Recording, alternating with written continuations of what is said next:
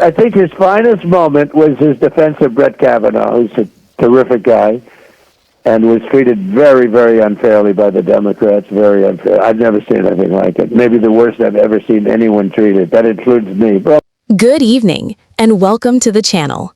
Washington is reeling from a massive and sudden political shockwave. Following the unexpected passing of South Carolina Senator Lindsey Graham, President Donald Trump has broken his silence on the final poignant moments he shared with one of his closest Capitol Hill allies. In this urgent update, we bring you the breaking developments as President Trump speaks directly with CNN's Jake Tapper about the last phone call he received from Senator Graham. It was a call that came just hours, perhaps even minutes, before Graham's tragic passing on Saturday night. As Trump reveals the intimate details of their final conversation, sharing how Graham admitted to feeling a little tired after returning from a high-stakes trip to Ukraine, we get a raw look at a relationship that shaped the modern conservative landscape. But beyond the personal loss, the political stakes are massive. We dive into how this sudden tragedy strikes a devastating blow to the legislative push for the Save America Act, an effort Graham was fiercely spearheading right up until his final moments. Welcome back to State of the Union. The world reeling from the sudden death of Senator Lindsey Graham. Joining us now on the phone is President Trump to talk about his friend and ally. Mr. President, thank you so much for joining us. Obviously quite a shock. The senator was a close ally of yours. He referred to himself as your North Star, the Trump guy in the Senate. What are your thoughts about Lindsey Graham this morning? Well, it's devastating. I thought he was fine. He called me last night. He just got back from Ukraine, and he had a great trip. He was telling me about the trip. He was pushing very, very hard. You probably know he wanted to do the Save America Act. That he was talking about that. He was full of vim and vigor. He was tired. He said, "I'm tired," because it's a long trip. But other than that, he was fine. And he called me, I guess, just moments before, because he called me like at 6:30 or something, and the medical people got there a little bit later, right after that. What a terrible loss it is. He's a great politician. He was a natural. There are very few of them. He was a natural politician. Got along with everybody. When he didn't, he was very tough. He was a tough cookie too. But he got got along with everybody. Yeah, he had some harsh words about you 10 years ago when you were running against each other. Did.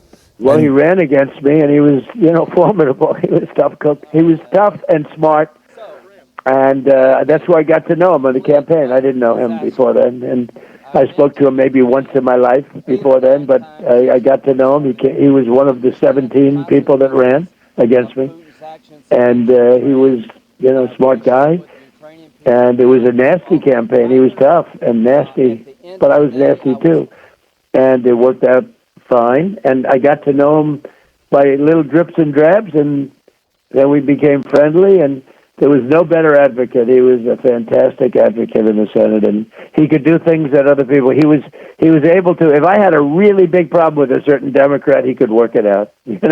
That's something most Republicans can't do. As you just mentioned, he died right after returning to Washington, D.C. from a trip to Ukraine. It was his 10th trip there. He was a strong belief in interventionism, a staunch defender of Israel, staunch advocate for Zelensky. How influential was he with you when it came to foreign policy? Well, we disagreed a little bit, but overall, I'm a big Israel person. He was certainly that.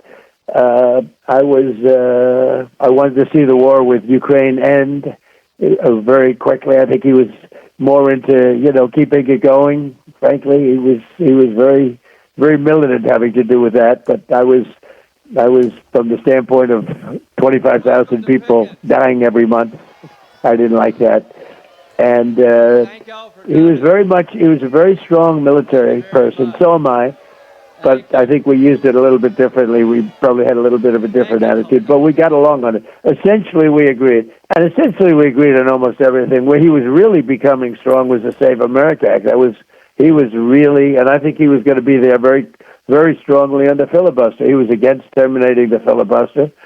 And I think he was doing that because he said we have a budget coming up and we have debt ceiling coming up, and the Democrats will, they're deranged in many ways, and they're not going to be able to do it. So he was he was coming aboard, I think, for the filibuster, terminating the filibuster. But before we did that, he was a strong advocate for Save America. And that's what he called me about last night. I mean, I think of it. I spoke to him he had already landed. He was probably at his place. I don't know where he was, but I spoke to him, and then I got a call a few hours later saying, late in the evening, at 2 o'clock in the morning, actually. But they found out about it, I think, about 8 o'clock, about his problem. But so it had to be something very quick, because he was fine. Other than being tired, he was fine. He obviously was very supportive of the strikes against Iran. The U.S. and Iran have been engaging back and forth in strikes over the last few days and overnight. Are we back at war? And who controls the Strait of Hormuz? Well, I don't want to, out of respect for Lindsey, I'm not talking about that. We hit him very hard last night, so I don't want to talk about it. But I will say we hit him very hard last night. We had to deal with them yesterday. They were giving up everything. And then all of a sudden, 2 hours after that, they hit a ship with a drone. And I said, these people, there's something wrong with them. But I'm talking about a man who had nothing wrong with him, and that's Lindsey Graham.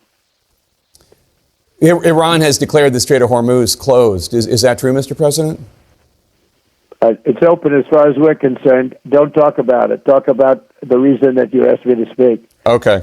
We appreciate your time, sir. Before I let you go, is there any other final word that you want the American people to know about Lindsey Graham? What was it about? No, I think his finest moment was his defense of Brett Kavanaugh, who's a terrific guy, and was treated very, very unfairly by the Democrats, very unfair. I've never seen anything like it. Maybe the worst I've ever seen anyone treated. That includes me. Well, maybe not me, but it includes just about everybody. He was treated so unfairly, and Lindsey, as you remember, had that moment. And, you know, I'll tell you, Jake, I think it was a top 10, maybe a top 5 moment in the history of the Senate. It was an incredible display. And he did it from the heart. He felt strongly about Brett, and he did it from the heart. And it turned that whole thing around. He was really amazing. That was one they should replay. Well, I know you don't want to talk about any other issues out of respect for Lindsey Graham, but we would love to have you back sometime, because I do have a lot of other questions for you, sir. Sure. We'll do that. We'll do that. Thank you for calling in. We're trying to have CNN go in a normal path, and we'll do that. Well, I'm on a normal path right here, sir, and I appreciate your time. Good. And thank you for calling in. Okay. Thanks a lot. Thanks so much. Washington has been completely upended following the sudden and deeply tragic passing of South Carolina Senator Lindsey Graham at the age of 71. For over 3 decades, Graham stood as a towering titan of American foreign policy and a pivotal anchor for the Republican Party. But what is truly gripping the nation right now is the astonishing revelation from President Donald Trump, who broke the news of his final, deeply poignant conversation with the senator, a phone call that took place just hours before Graham suffered a fatal medical emergency at his Capitol Hill home. Speaking directly with CNN's Jake Tapper, a visibly shaken President Trump described the news as utterly devastating. Trump recounted that Graham had called his cell phone in the early evening on Saturday night. According to the president, Graham was upbeat, energetic, and completely focused on legislative business. While the senator admitted he was feeling a little tired due to the grueling nature of his transatlantic flight, there was absolutely no indication of the tragedy that was about to unfold just hours later when emergency medical teams rushed to the residence. To understand the weight of this loss, we have to look at exactly where Lindsey Graham spent his final days. True to his reputation as one of Washington's most aggressive and active foreign policy hawks, Graham had just returned from an official diplomatic trip to Kyiv, Ukraine. Just hours prior to his passing, he was standing alongside Ukrainian leaders, fiercely negotiating critical packages and maintaining strong ties with foreign allies. The international reaction has been swift and deeply telling, with leaders across the globe expressing immense grief and stating that they have lost one of their fiercest, most dependable allies in the United States Senate. Whether you agreed with his hawkish foreign policy stances or not, there is no denying that Lindsey Graham operated on the world stage with a level of influence that very few modern lawmakers will ever achieve. But the political fallout of this tragedy stretches far beyond international borders. It lands right on the floor of the United States Senate. In his call to CNN, President Trump revealed that the primary reason Graham called him from his home Saturday evening was to talk strategy regarding the Save America Act. Graham wasn't just supporting this sweeping election and voting bill, he was spearheading the charge. Trump noted that Graham enthusiastically told him the Senate was all set and ready to push the legislation across the finish line. In his commentary, Trump explicitly stated that this is a big blow to the Save America Act. With a razor-thin Republican majority in the Senate, losing a master dealmaker and relentless whip like Graham heavily compromises the immediate domestic agenda, leaving a massive legislative vacuum that the GOP will struggle to fill in the critical weeks ahead. Ultimately, the death of Lindsey Graham marks the end of an era. He was a complex political figure who famously evolved from a bitter vocal critic of Donald Trump during the 2016 primaries into one of the president's most fiercely loyal defenders and trusted confidants. He possessed a rare, old-school Washington ability to fiercely debate his political opponents while simultaneously maintaining deep cross-aisle friendships. As South Carolina Governor Henry McMaster prepares to appoint a temporary successor to fill the remainder of the term, the political machinery of Washington will keep moving. But the atmosphere on Capitol Hill has fundamentally shifted. A sudden final phone call, a final mission to a war zone, and a sudden void in American politics. This story will continue to develop as the nation processes the loss of a true political heavyweight. We will keep you updated every step of the way as this story unfolds and the battle over the Senate agenda intensifies.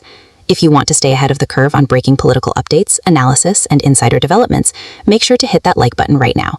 Drop your thoughts in the comments below, and subscribe to Clipping News channel to never miss a breaking report. Thank you for watching, and we will see you on the next update.